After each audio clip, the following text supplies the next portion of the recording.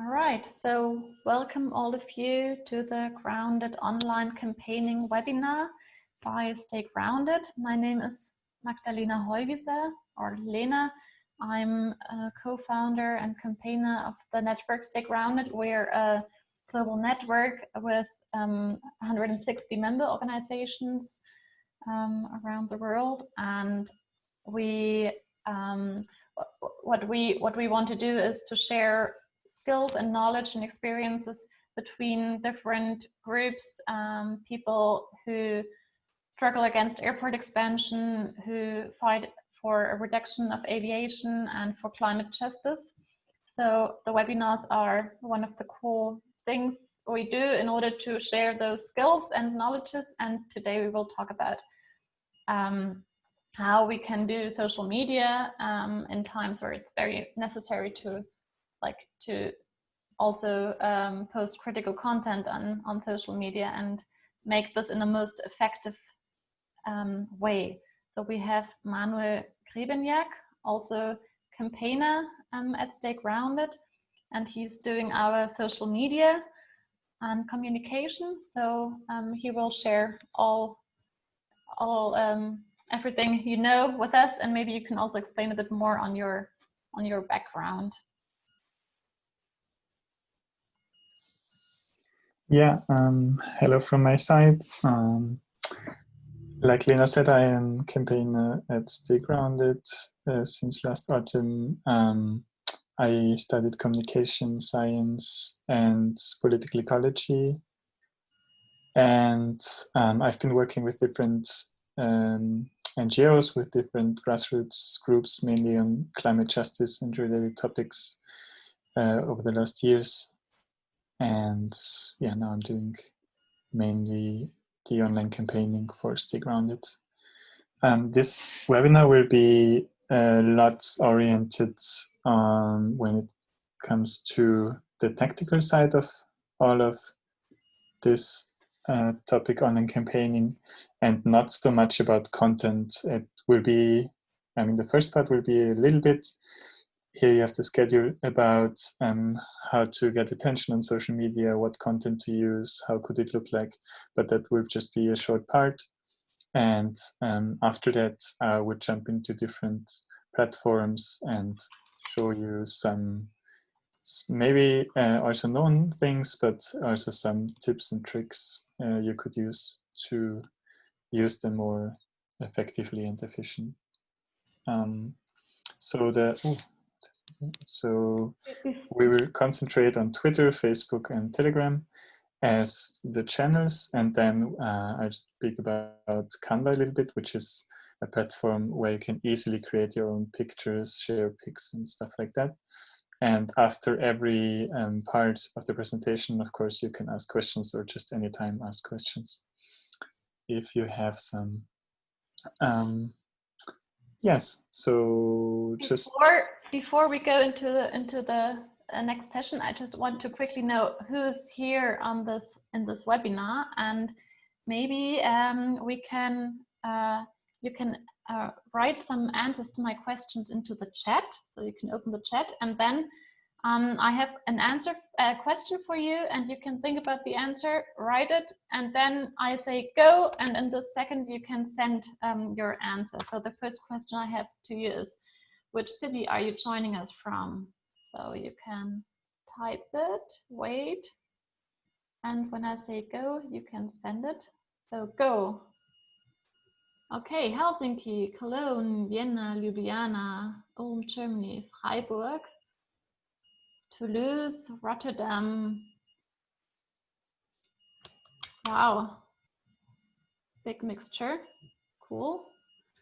Then the second question I have to you, do you have a Twitter or Facebook account? So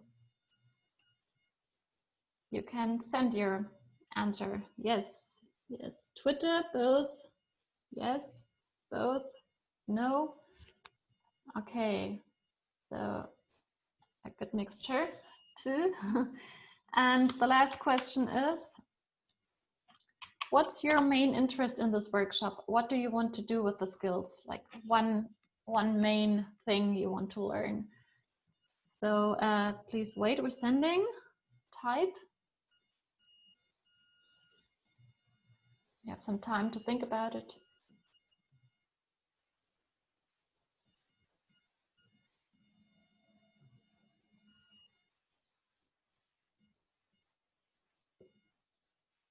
Okay, now you can post your answer.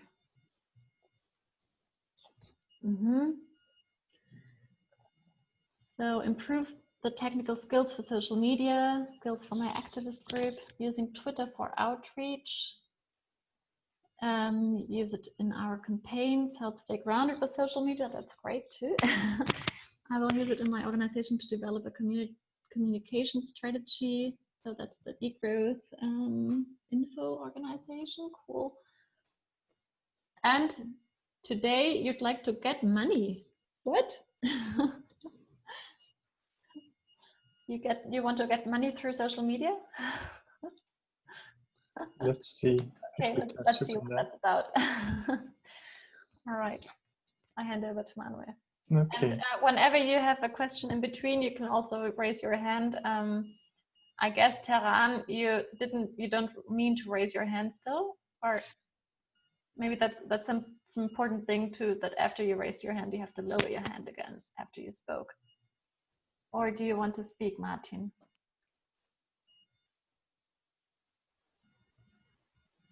No. Okay. Well, then go ahead, Manuel. Okay. So, like I said, the schedule will be content, then Twitter, then Facebook, then Telegram, and Canva, and in the end we'll have questions. So let's jump into the content sites. If Zoom lets me do it. So I just want to give you some quick guidelines for your social media content. Of course, I want to say that I think every organization is unique and every audience is unique. And I think over time you get to know your audience and you know what they like. But especially when you start to use a certain platform, or if you start your group, maybe you build up a new grassroots group, then you have to get to know your audience. Maybe you have experience from before, but still you have to get to know the people that begin to follow you and get to know what they like and with what they interact online. And of course, there will always be some purpose. So you will have different purposes for also different platforms in many cases. And it's important to monitor and to be conscious about what you want to do with your channels and accordingly choose your content. But some general guidelines is that it's a lot about emotions, social media. It's a lot about, evoking something in people so they want to really read your stuff, click on your stuff, because as we know, there is so much out there. And for that, we would like, I think it's good to use appealing images and some words that evoke emotions. So when you scroll through your social media feeds, then normally when you reflect upon that, then you see, why did I just stop? Why did I stop scrolling? And then there was something disrupting the pattern of everyday content, of the latest news on your favorite news pages, and then there's this outstanding picture or this video, and there are different ways to make people stop and look at your things. So you can use images that make people feel good, contrary to what is said very often. It's not just about bad news, it's not just about bad things happening that make people stop and stare, but it's also very often good things. Also, when you analyze the reactions of people interacting with social media content, there's a lot of positive reactions also in the best content with the best reach.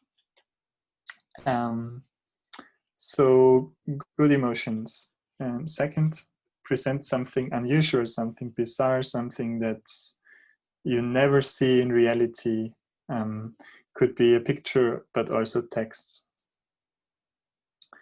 Of course, it's very important to use a human element, to use faces, people doing something, and not just, in our case, stay grounded, the usual plain picture. What we see when we want to share, for example, media articles, they always have the same picture, planes flying around or planes being on the ground, which is a little bit better, but still not very good. So what you could do about that is just, maybe you want to post this article, but you could put in your own picture and then just link it in the certain platform instead of having the the picture actually belonging to the link. But we'll get to that a little bit later. And then there's the use of words that could catch people's attention. Yeah, it's very easy if you use words like massive, successful, maybe for an action, for example, outstanding, or skyrocket when you speak about emissions, or you want to give people something like you released your latest report, free. Yeah, words like that in the headline, like at the very beginning, or if you have also emojis which point a little bit towards these words also, and you have this in a combination, then you see that people tend to interact a lot more with content. And then when you, for example, write your article, the next article you want to post on your social media platforms, you should also think about which headline to use, because this will be displayed at the very beginning or at a very prominent, important spot. And headlines that have proven very efficient or effective are things like how to. So that will, for example, how to use direct actions to ground all air traffic, or 10 ways to ground air traffic with a global pandemic. So things like that tend to be very interesting for people. And here at the site, I have a recent post, not very recent, but let's say recent post from Stay Grounded. This is one of our best ones so far. I mean, our Facebook page is not so big when it comes to followers, but this one had a good impact. It's about Richard Branson, who is there sitting around on his private island.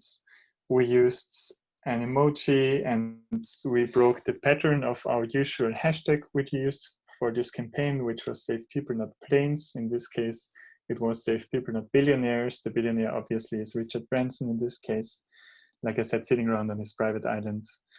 And then we had something, I would say, scandalous, because although he is one of the richest men in the UK, he was asking for 500 million in bailout money. I think in the end it was even more. And then also scandalous, we have there that he was evading taxes and moved to the British Virgin Islands to evade taxes, actually. And the purpose of this post was not just for people to click on this article. So as you can see, the box, the main link is the Guardian article about Richard Branson, but the purpose was actually so people would sign our petition, which is still running. So if you didn't sign it yet, do it. But yeah, so we also indicated the link there with this small hand and like a signing symbol, so people really see it. I think if you have links like that, in this case you want to have 2 links in one posting, you should also really show and indicate that there is a second thing, that there's something you want people to do. And on many platforms, using emojis is a good way to do this. Also, hashtags are a little bit more visible, so they are sometimes a good way to do this, but better on Twitter than on Facebook. So let's, yeah, maybe there's already some questions. Are there any questions about that?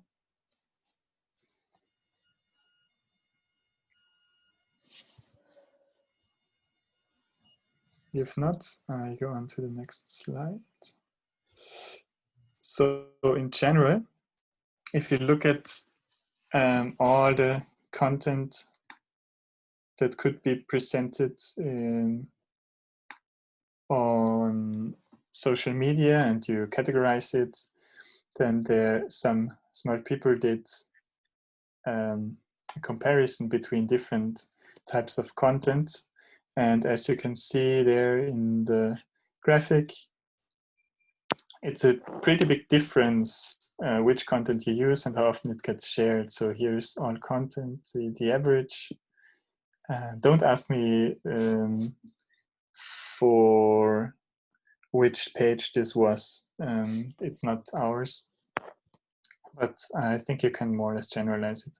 So if you look at the overall content and how the other things differentiate from it, you see that lists and infographics are pretty good in terms of shares. And I mean, you have to say this article was, or this statistics is about pages which actually are producing pretty good content. So they don't have any boring stuff there, but still the how-to articles and just what post, which means like which is a normal post with a link and a pretty basic headline, they are performing worse. So it's basically what is happening somewhere. And a little bit surprisingly, videos tend sometimes not to get shared so often. But this depends, obviously. So yeah, if you want to get shared, make lists and infographics. And for lists, it seems to be that 10 points is a very good number. So yeah, that was the very quick input about best practice. I think or content best practice. And now let's actually practice. I hope everything works with, and you can follow my path through social media. So I just don't want to lose track. Okay.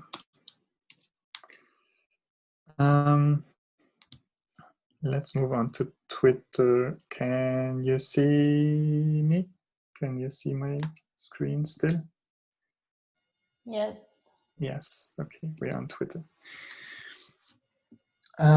So I guess that's kind of how your newsfeed also looks like. Let's look at one or two tweets, like our friends from Transport and Environment. They posted something, tweeted something earlier today. Seems to be a little bit slow right now.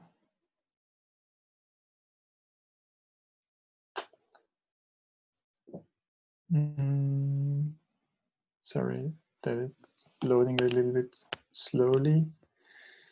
Yeah, so I would say, I don't know what you think, but that's a kind of average tweet.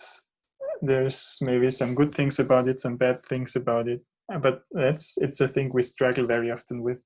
So Transport and Environment posted something with the obvious plane as a picture, which I think you could do better. And as you see, it's from their website. The link they provide is from their website.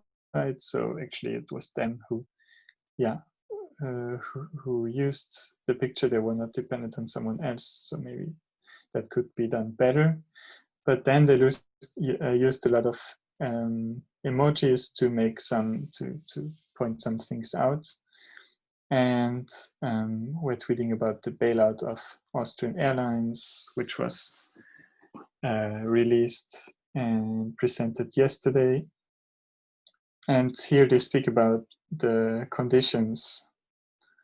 And yeah, apparently it looks like they liked some conditions, so they have this green box with the tick box, and then some things they didn't like, and there's the red cross. So I think that's not the perfect example, but that's a pretty good example of how you can make your tweets stand out a little bit. But as you see, could be the boring plain which is used. I mean, 2 retweets, 7 likes. That's not very great. But all like it now. Well, so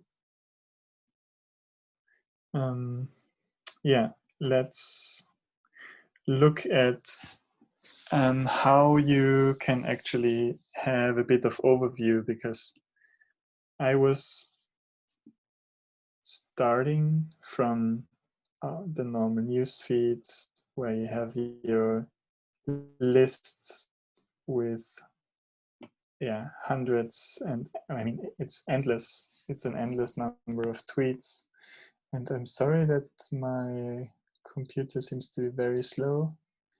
Maybe I could close some windows or some tabs. Yeah, maybe that's better. Okay.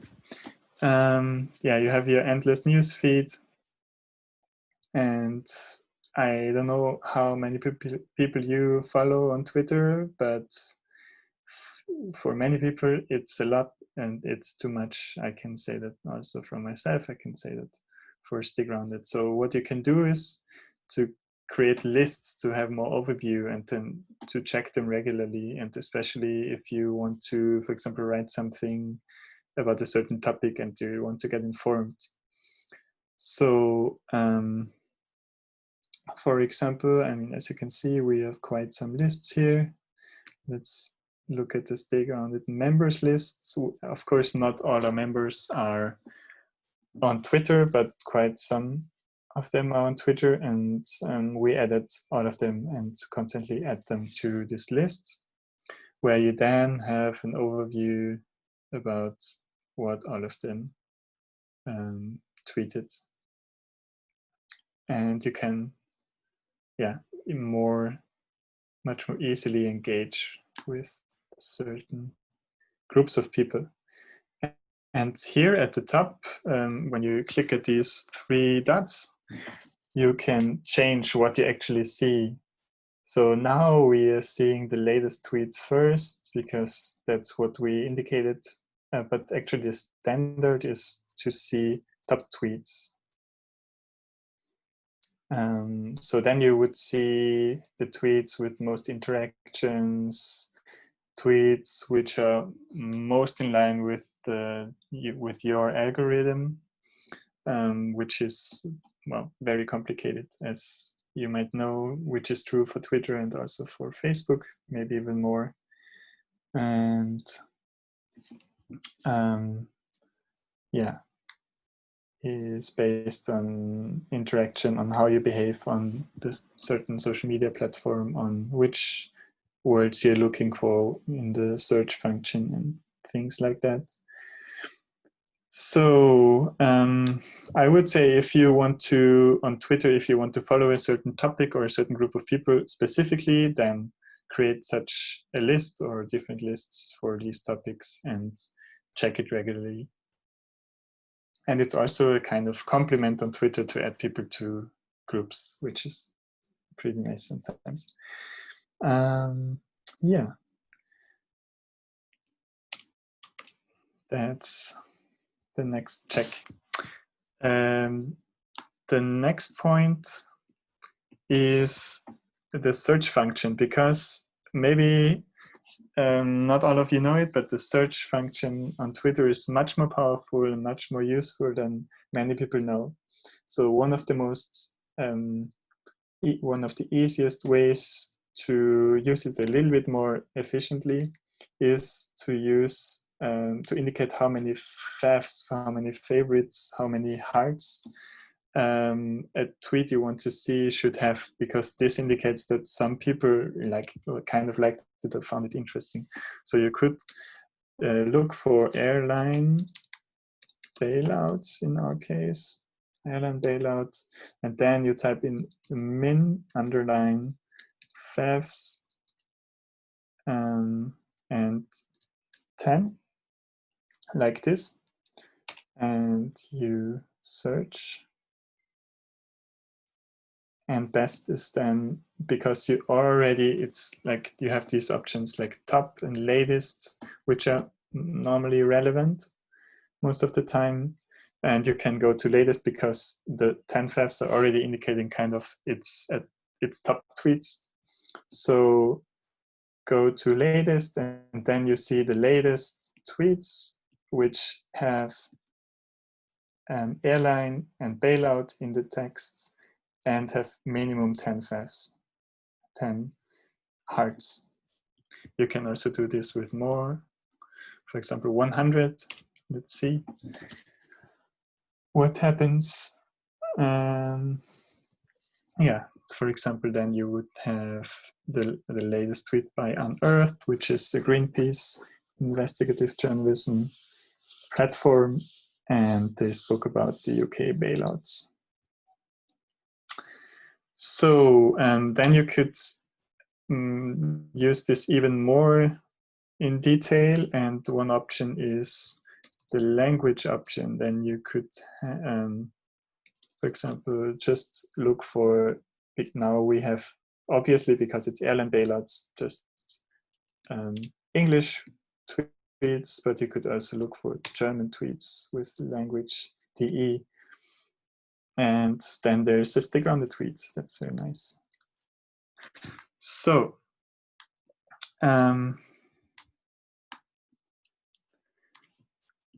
I think we have more or less done that. If you want to look up more options like this, then I put you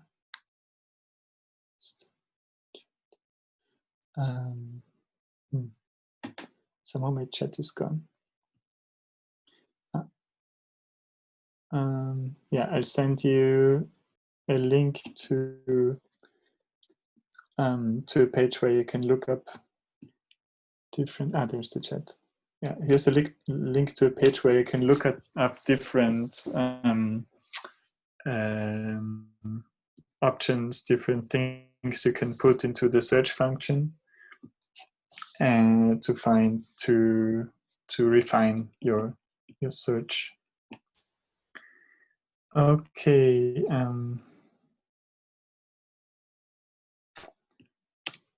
The next point is the Media Studio by Twitter.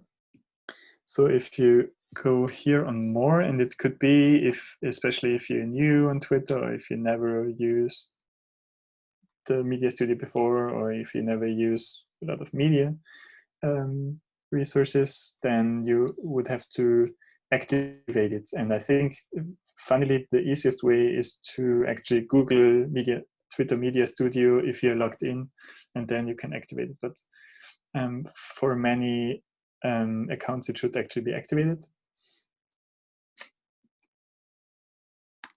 And yeah, in the Media Studio, you have a library with all your so far used media that we can ignore. You have some insights about your audience. So you see when people interact with your tweets, and in which day of the week and at which time. And then you can also accordingly plan your tweets. You can look up when people are talking about you. So that's the mentions when people tag you. And yeah, then accordingly also interact with them. And yeah, for example, engage with what they were talking about you. the thing is, here you can order this a little bit and see who of the most influential accounts is talking about you. And if you just do it in the normal way where you have your notifications, then you see everything, and it's not really in some kind of order, just in the chronological order. And that's very often not the most interesting one.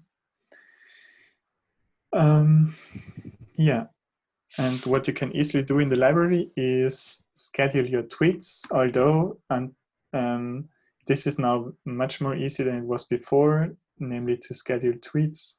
Before it was pretty hidden, actually. You had to use another tool, Tweetdeck, which I could show you, but I think because of the changes in Twitter, I don't really have to show it to you because I don't see so much more use and benefit of Tweetdeck anymore compared to before. So here we have, as you see, a share pic for this very webinar, and we could tweet it again, say something about it,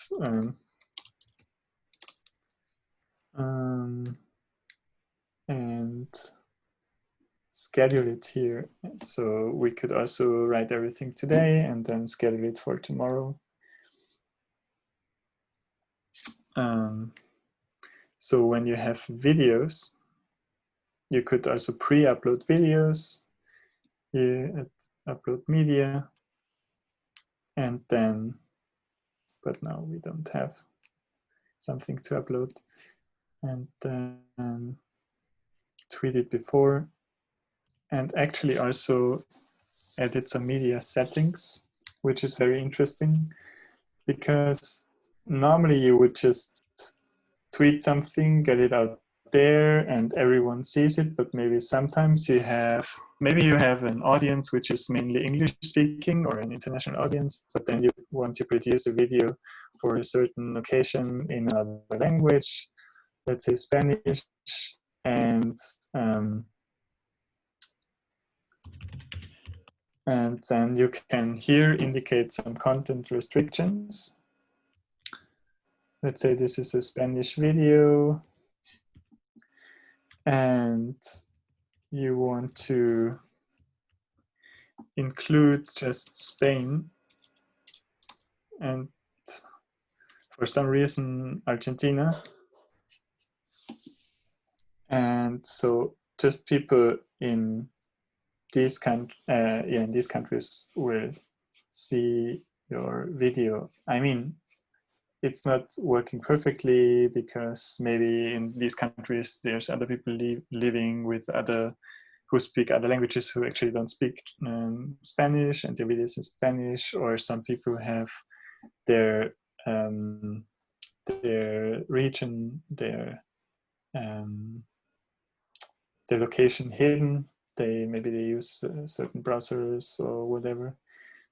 Then it would not work perfectly, but it works very well. There's a question by Sarah. Do you want to say it yourself? Sarah? If not, I can just read it out. And the question is, can you do the geo restriction for tweets that are not pre-scheduled and without media too? Mm-hmm. Well, as far as I know, not, but I have to say in the preparation for this webinar, I was a little bit surprised by the new option to schedule tweets just also in your normal overview, in your normal browser Twitter page. So maybe they will enable this, but as far as I know, it's just possible for media tweets. But yeah. So Jean-Baptiste writes, I didn't catch if I can and how to go to the Twitter studio. Mm-hmm. Okay. Yeah. So you have to go to the studio. You have here your 3 points in the menu at the left with more, and there should be the media studio. But in some cases, in many cases, it could be that there is no media studio, which means you have to activate it. So something you also have to know is that not just Twitter, but different social media platforms treat people from different countries differently. So you could call it discrimination. I don't know why that is so, but very often some features are not available in certain countries, or they look different, or also some browsers look different. So for example, right now, Facebook is doing some overhauls, and you had them, I think, first on Chrome, and then you had them, for example, on Safari and other browsers. And I think Firefox is still not working perfectly with the new layout and the new system of Facebook. I cannot perfectly answer how you get Media Studio, but like I said, the easiest way is to Google it. Google Twitter Media Studio in the browser where you're logged in, and then you should find, I think it should be the first or second link. Just click the link and then you can activate it. That should work. If it doesn't work, then you could look up if it's not available in the country, or there's some other restrictions. Yeah. Okay, so that was the Media Studio. I hope that's okay for now. Google Analytics, I just checked. Google Analytics is also very useful, but was a little bit more powerful before. Before, you had also much more information about your audience on Google on Twitter Analytics. Now they changed it, and what I just showed you in the Media Studio was a little bit a new feature. The one with the different the one with the timetable is a feature they implemented instead of the information about your audience. But what you have now is, or what you always had, is an overview over your last month. How was it? In our case now, not so good. We were a bit lazy last month on Twitter. And you have an overview over your tweets. And sometimes it's useful to check which tweets are your most successful, why are they so successful, how many interactions did you have, just also to get better. So for example, our most successful tweets in the last 28 days, I think, was a tweet actually about Greenpeace and an action they did on Schiphol Airport. So yeah, and also this Twitter Analytics, you have to activate it. So maybe you don't see it at first glance. In this case, you could do the same as with the Media Studio. Just Google Twitter and Analytics and activate it. But it should work for everyone in every country, I hope. Okay. Schedule tweets. That's very easy now. And yeah, before I can show it to you quickly, you had to use Tweetdeck. I think it was tweetdeck.com.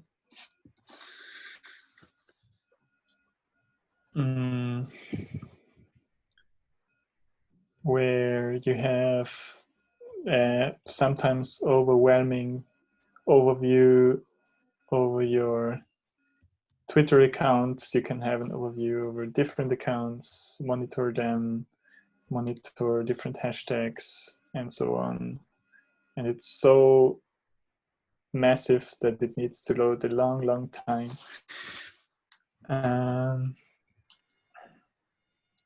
Let's give it a few more seconds. Yeah. So yeah, on Tweetdeck, you can really customize your Twitter experience, and you have these different small windows, and you can also change all of them. And yeah, just really work, if you can grasp it, work efficiently and see what's going on very quickly.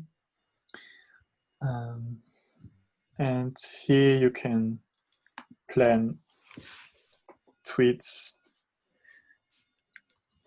So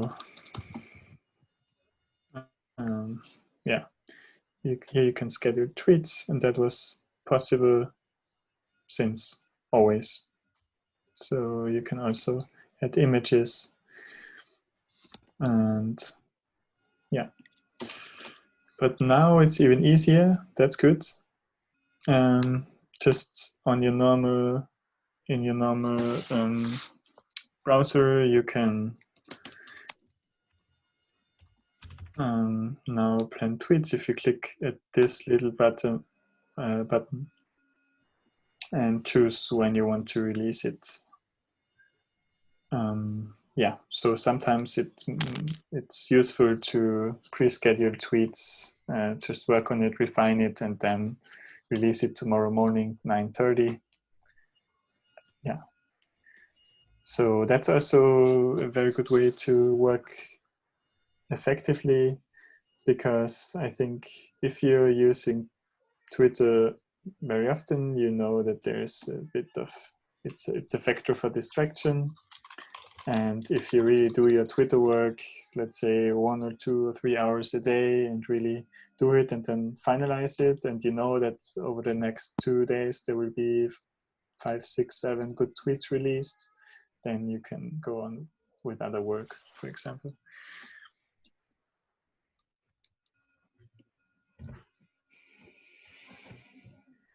Yeah, so yeah, use the schedule function. It's very useful. Okay, that's my tips so far on Twitter. Do you have questions? So Marta has a question. How long do you do a long tweet with Tweetdeck? Is it worth using Tweetdeck? How you do a long tweet?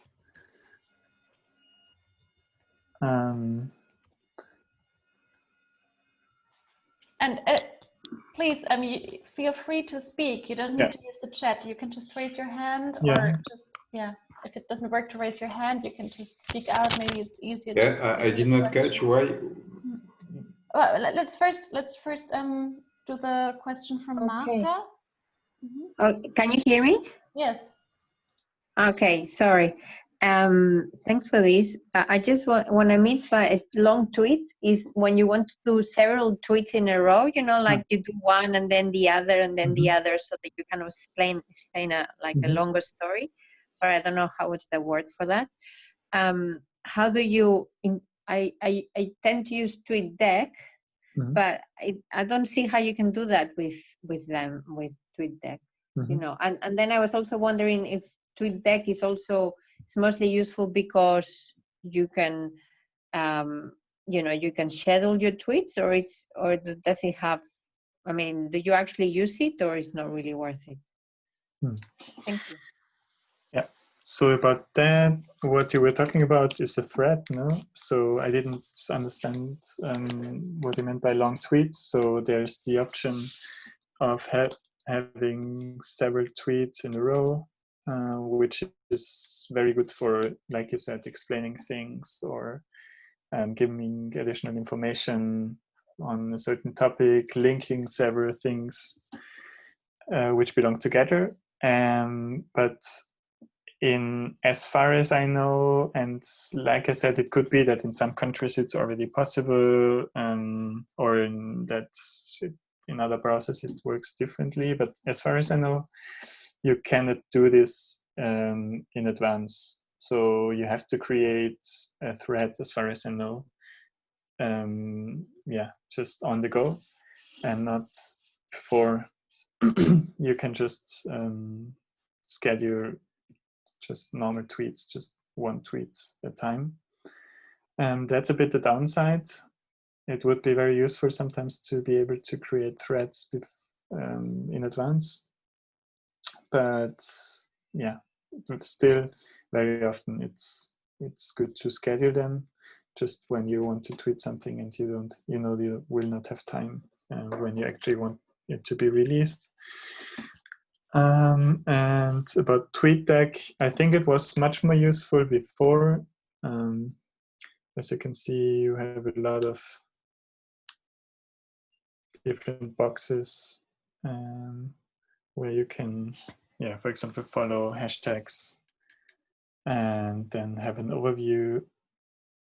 So if you work like that with Twitter, if you really, for example, want to monitor a certain hashtag, I think in Mata's case, it would be degrowth, very likely. Then it's a good option. But I know that many people are also actually overwhelmed by Tweetdeck. And then the search function I was talking about is maybe more interesting, because then you can really look up things when you are interested in them specifically and refine it a bit. Was your question answered, Marta? Then we would, I think, Jean-Baptiste, your question has already been answered too, right? So why schedule a tweet? I think Manuel has explained it again. Or is there any other question?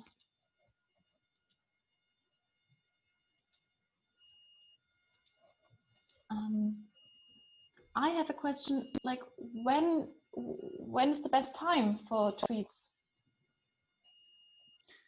That's a good but difficult question. There is no golden rule, I would say. Like I showed you before, I think I should close Tweetdeck again.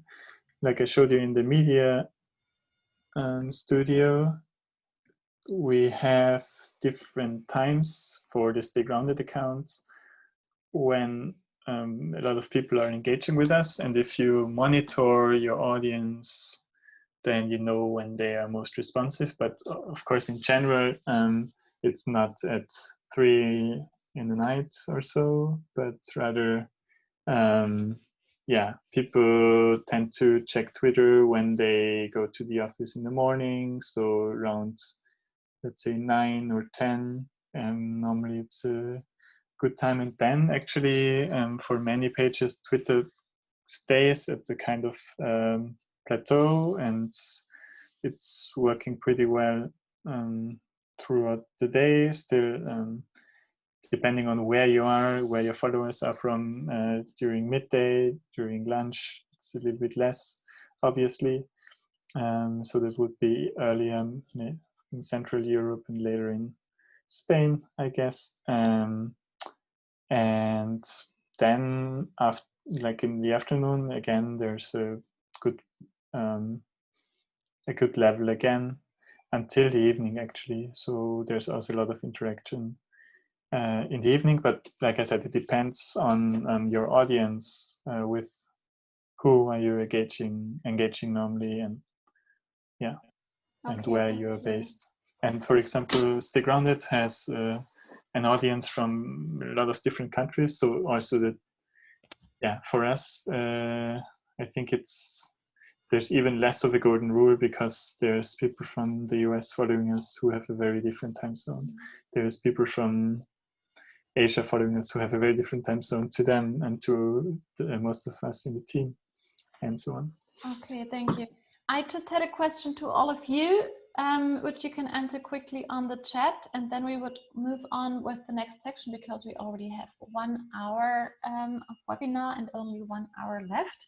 So just can you just quickly indicate in the chat, was this technical Twitter overview useful for you? You can say yes or no, or make a plus or a minus in the chat. Okay, so it seemed useful. Cool. And then there was one question from Taran, from Martin. Can you use templates to harmonize your Twitter appearance? Which format to import them? Quick answer, and then we can move forward. If I get you right, I think you mean the visual appearance of stuff you post, like share pictures or something. Yes, I think so. I think it's good to have a certain pattern, a certain design, like everywhere. It's good to have a corporate design. And I think we touched it in one of the very last parts when it comes to talking about Canva.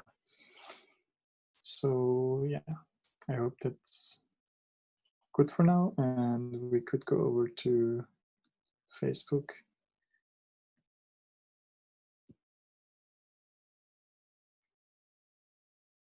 Sorry for my slow computer.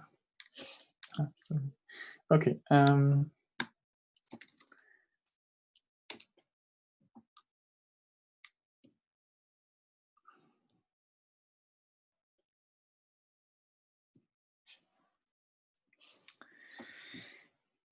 Yeah.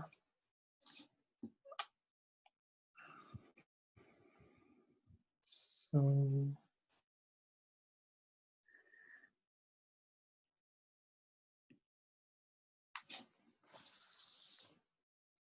Okay.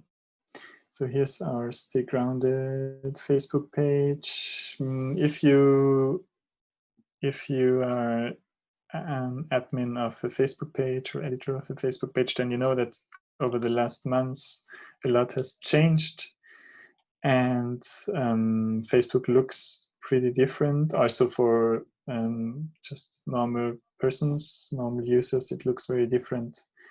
And yeah, it's a bit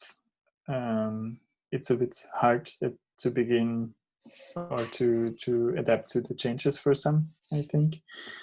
But now you have these different parts of the window with the content and the overview about tours and other stuff. And yeah, let's just go on to one of the most important tools of Facebook right now, the publishing tools. I think it's always good to use the publishing tools to draft your tweets, especially if it loads the page.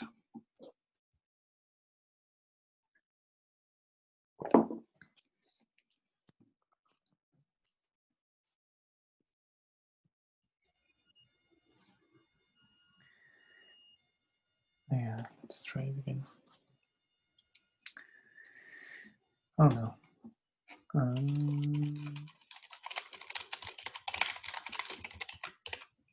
So I just have a question to all of you. Who is using the publishing tool at Facebook? Maybe you can just indicate quickly in the chat who has been using it already in the past.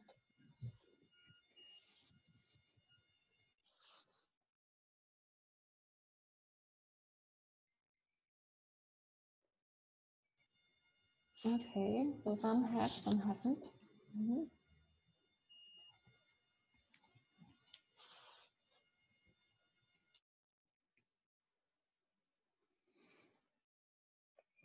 Okay, I think I go on. Well, in the publishing tools, you have at the side here, you have an overview about different categories. The default you get to when you click on the publishing tools is the published post, where you can look at posts like I showed you before, this post about Richard Branson, which was going pretty well for us. And yeah, it's sometimes useful if you look for things you've posted before, if you're not sure what content you posted already, if you have to provide a link to something, then to look through your posts here, and you don't have to scroll down endlessly through your posts. You can also create a post here, obviously, a new one. And have some other interesting features. So yeah, I don't know if that's true, but let's say we want to post great webinar. Let's use this design, and then well, that's like one of the most basic functions. I think we would not post something like this, but what I actually want to show you is that also, like on Twitter, on Facebook, you can schedule your tweets, which is your posts, which is very useful and necessary very often, even more than on Twitter, because Facebook is when you use Facebook, it's not so important to be very quick. I mean, it's still important, but Twitter is even quicker, obviously, because it's a short messaging platform. Yeah, here you can schedule your tweets, indicate time when you want to plan it, and well, this is pretty well known, I think, but what is less well known is that you also can restrict your audience and target your audience, and also if you don't pay for it. So for example, we, as I will show you in a few minutes, with Stay Grounded, we have a lot of people following us who speak English, but we also have a lot of people following us who speak German. So maybe we want to write a posting with a link to a German-speaking page and with a German description, and then we would indicate that this posting is restricted to Germany, Austria, and Switzerland, and then okay, you could also have Liechtenstein and so on, the other countries where some people at least speak German, and then save this. So you could, and that's a very useful function and a very important function. So people who don't live in these countries won't see it, because if you post a lot of German stuff and no one speaks German, like just 1/3 of your audience speaks German, all the other ones who follow you, who like your page, who interact a lot with your page, would get annoyed from all this stuff they don't understand, and the links they won't follow because they're in German. So you would like just to see a German-speaking audience to see your post. And then you could also do targeting, which is, to be honest, not so powerful if you don't pay for it, but you could indicate interests. You have different ones like aviation and the countries, because of the restriction, are already in there. And then you could also have languages and indicate that then it's even more precise. Just German-speaking people in Germany and Austria are targeted. And if it's a photo, that's also very useful if you are on more than one platform. If it's a photo you're posting, if it's a single one, you can also directly post it to Instagram with the same text. Okay. That's that.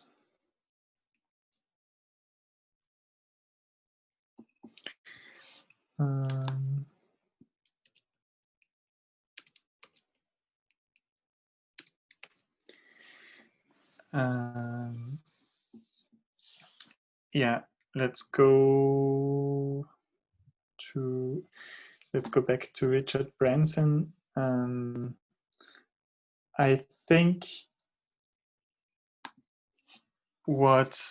there's some important principles when it comes to the layout of postings. I mean, it's good to have, oh, that's a different one. It's good to have a kind of unique way, kind of special appearance on your social media platforms.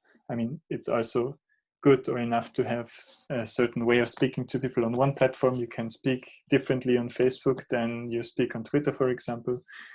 Or if it's matching, then you can also have a kind of a similar way of communicating. But what is important is, I think, that you don't make some common mistakes, so your tweets or your posts on Facebook appear a little bit more nicely.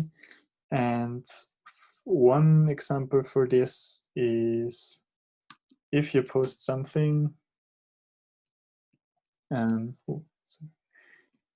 then normally you insert, if you post a link, you insert the link, no? And then very often people write their text.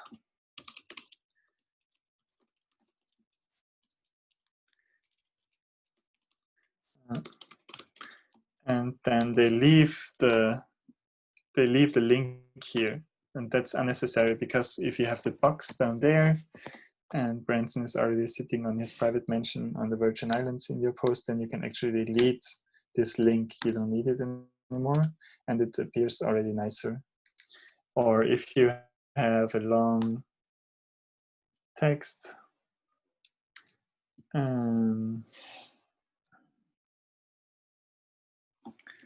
if you have a long text and your computer is very slow, or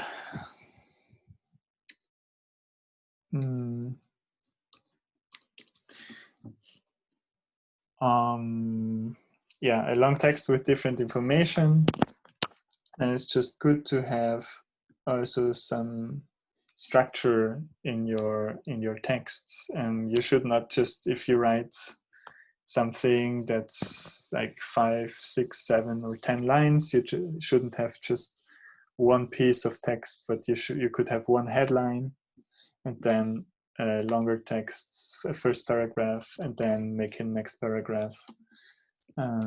So people have a bit of, so people can easier grasp what is there. And some people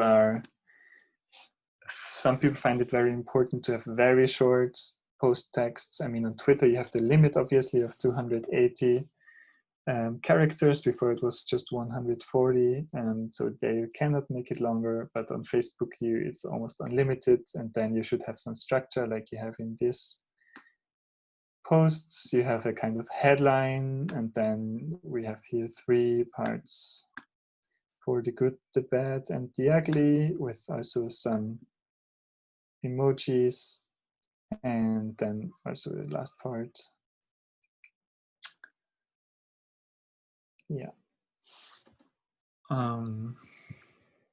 So structure your posts. That's very important.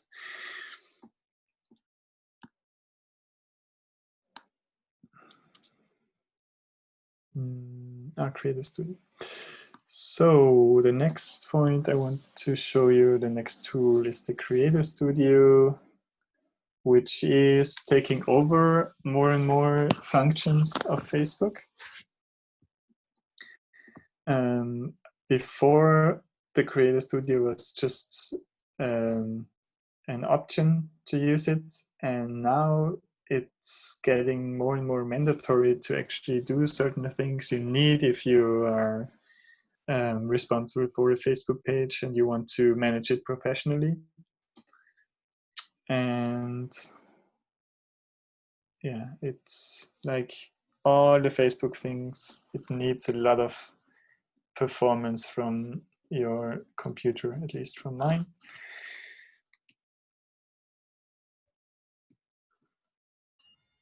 So I just like to check again with all of you who has already used the Creator Studio for Facebook.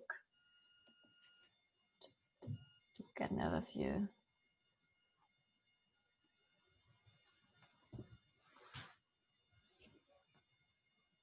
Okay, just 3 responses. So it hasn't been used much. Yeah, in the Creator Studio, the Creator Studio is like Facebook in general, but Creator Studio even more. Is very focused on the person or also the business account you're using Facebook with. So there you have my account in this case. And you can switch. I mean, the Creator Studio is not just Facebook, it's also for Instagram. And you can switch between the two of them. You can also cross-post stuff, and you have an overview of your pages. You can directly post stuff. Normally, it's very similar to other ways of doing it, but yeah, you have a little bit of a different appearance. And for example, here, the option I was talking about before, where you can restrict the audience and target people, and also plan, schedule, and draft tweets. The Creator Studio is very useful for multimedia content, also for monitoring it and for getting insights into the performance of your multimedia posts.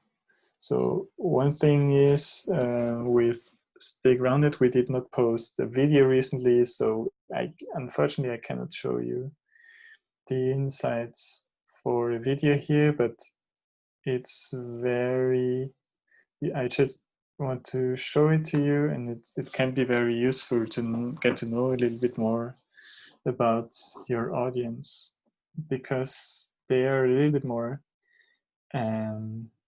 detailed than in other parts, in other ways on Facebook, where you can get to know your audience. So, well, if we would have posted some videos in the last 14 days, you would have here the countries where people are from, the interests of them, other pages they like, and you have groups of people like top audiences, which are indicated by age and gender, location, and language.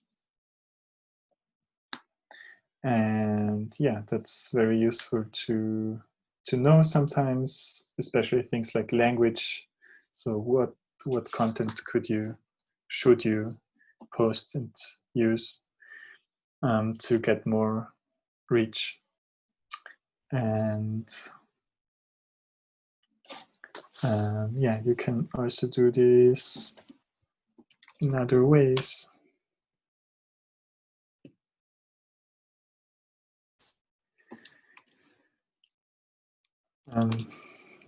Okay, not yet. And there's also the classic Facebook Insights, which I will show you in about 15 to 20 minutes when it has loaded the page. but I see there's a question, no? I think Lucia raised her hand. My question was about Creator Studio. Can you only access this information for audience and I don't know what else it says for the outreach of videos and not of postings in general? Mm-hmm. Yeah, in this case, unfortunately, you can just access this kind of information for videos. I cannot tell you why, but you can access a similar one for, yeah, not as detailed, but still interesting for other things, for other types of postings or posts. So you have here your normal page insights. And there you have an overview of a lot of stuff.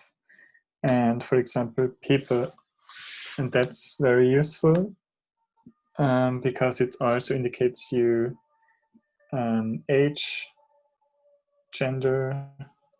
As you can see, our fans, there's a little bit more women than men. They're relatively young, although not very young. And a lot of our fans are from Germany, Austria, and the UK, then France. And a lot of our fans speak German, although if you count English, UK English and US English together, then the English speakers are the majority. And yeah, so you can, if you have, I mean, for many pages, it will be no problem. You will have clearly one audience with one language, but for example, with Stay Grounded, we are a global network, and so we also post stuff in different languages. And for us, it's important to know where our audience comes from. And so, for example, if you are an English-speaking organization, but you have a lot of fans still from Spain and Italy, you might, for example, from time to time want to post stuff in these languages, especially if you know that people from these countries tend to like posts in their languages. And if you have a lot of Swedish fans, you would maybe ask yourself, is it necessary because the English level in Sweden and the English media consumption in Sweden is so high that they don't even notice that it's in English. So that's the things we think about when we use this. Okay, that's the insights. You can also differentiate a little bit more who is engaging with your stuff and so on. Then I want to go over to the next point and talk a little bit about the search function. I already prepared something. Let's say we want to do something about Black Lives Matter. Then, I mean, I have to say the search function of Facebook is not as good as the Twitter one, but still you can refine a bit, look for posts from just this year. Let's say posts from Sweden, because we just talked about this country. Sorry, that's the wrong box. Doesn't really.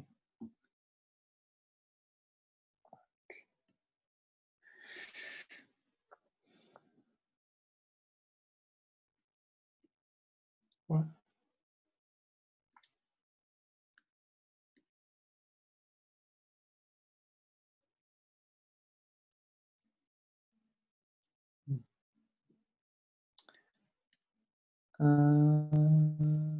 Sorry for the slow computer. But yeah, here you can also yeah, let's say just posts about Black Lives Matter from Barcelona, Spain. And for example, if you're with the organization, you're working on this topic right now, you can scroll through it and see, and then interact with some posts.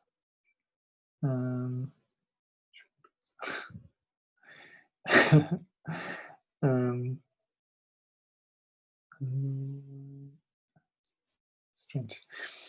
Yeah, and then you could, for example, comment below.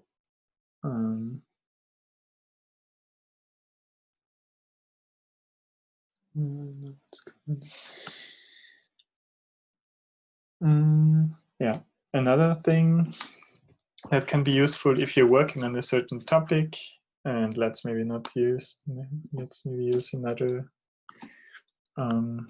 more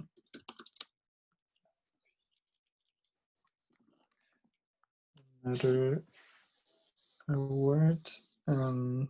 Let's say you work on aviation and you want to broaden your audience. It's sometimes good because of how Facebook works. They want a lot of interaction between individuals. They want a lot of interaction between friends and also groups and people within groups. And let's say you work on aviation, then you could look for aviation groups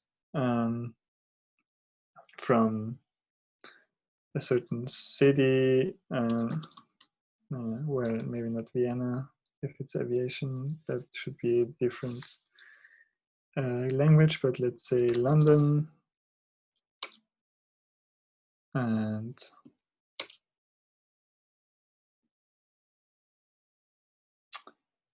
if your computer is working, then you should find groups, relevant groups from a certain area you're looking for, and you could enter these groups and post your stuff there. For example, you have released a new campaign and you could link it there. So we are already in the aviation channel. We could just post a link to a newest aviation bashing campaign, and I think all the aviation aficionados in this group would be very happy to have their hobby criticized.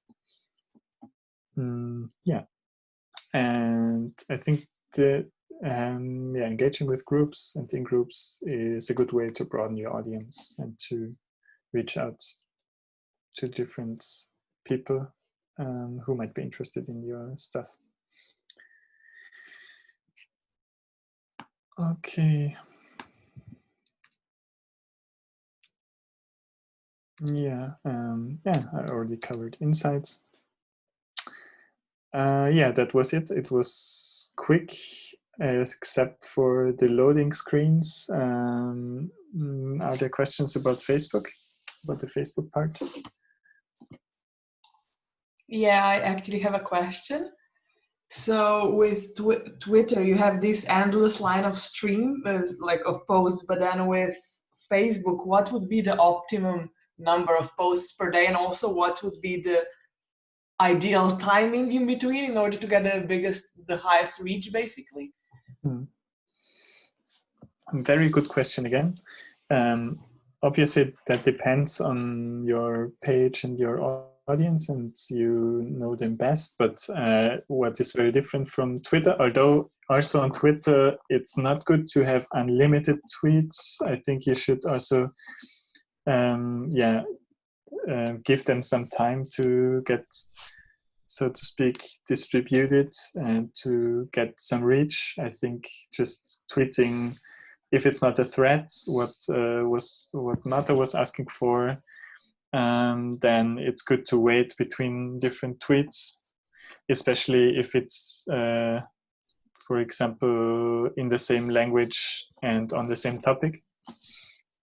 But on Facebook, yeah, it's even more like that. You should really have some time between your between your posts. So 2 or 3 hours, I would say, is good. Or in general, I think like having 2 or 3 posts a day is a good number when it comes to how doable, how possible it is, and also how good the reach can be. So having one post in the morning. Normally for most audiences lunchtime is not so great, but then one in the afternoon and maybe one in the evening, it's pretty good. Let's say, for example, first one around 9, then you have a second one depending on the country like at 2, 3, and then the last one around 6, 7 or 8. I think that's good times, but of course it's also it's not always like that. For example, if something happens and it's urgent to communicate about that, then it immediately is just always the best time. So sometimes people tend to say they want to wait for a better slot, so to speak, for a certain post or for a certain tweet. But for example, you're campaigning against a certain law, and there's a new information getting released, the government is saying something about this law, then of course you want to communicate it as quickly as possible, and you don't wait for the 8 o'clock evening slot. Yeah, but yeah, another